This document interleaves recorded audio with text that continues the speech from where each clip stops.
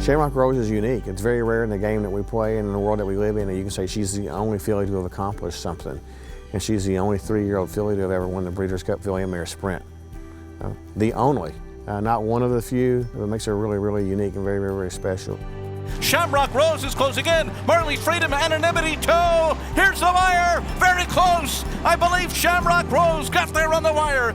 It's just so exciting to have fillies like Shamrock Rose. Being by First Dude, she goes back to AP&D, who's just unchallenged, one of the best broodmare sires of this past 25 years. AP&D over Smart Strike, then you see the speed with Elusive Quality being out of an Elusive Quality mare. One of the times that we really saw that speed, I think, was during the Breeders' Cup Filly and Mare Sprint, when she just absolutely fired the jets and circled the field and laid it down at 25-1. Her performance in the Breeders' Cup off a 2-week, I think it was a 2-week layoff against older fillies, tremendous. She was always a pleasure, great to train. Conformation-wise, she has a wonderful neck and shoulder, which is extremely important to me. Also a great walk and a good back as well. Those are things that I look for, and she has them all. I thought she moved extremely well on the track, and when you look at her as an individual, she's beautiful. So I told the Conrads, I said, we really want to try to buy this filly, and luckily we were able to.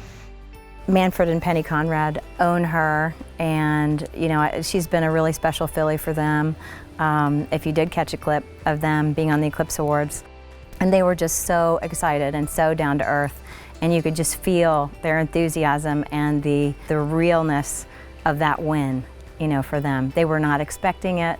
It was just a really special moment. Shamrock Rose has a lot of things that we look for in a broodmare. Besides the broodmare sires and the performance, I believe that she can be an outcross to a lot of different horses on the market. I would think that she'll primarily be American/Japanese/Australian because of her pedigree and because of her speed. Certainly the speed influences are very important to all three of the racing jurisdictions. I think that she's got a really unique pedigree and a really unique opportunity to have a successful career. She's a Breeders' Cup winner, she's a champion, and she's young. So I mean, you've got a significant number of years to breed her and to produce high quality foals out of her.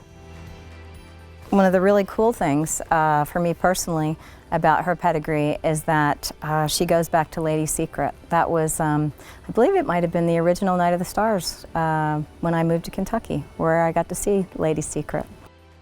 In my experience over the last 30 years being around broodmares, they almost seem to come in two different varieties as far as temperament. Either they're super difficult or they're super laid back. And in her case, she is such a joy to deal with. She's just a very kind, big-hearted.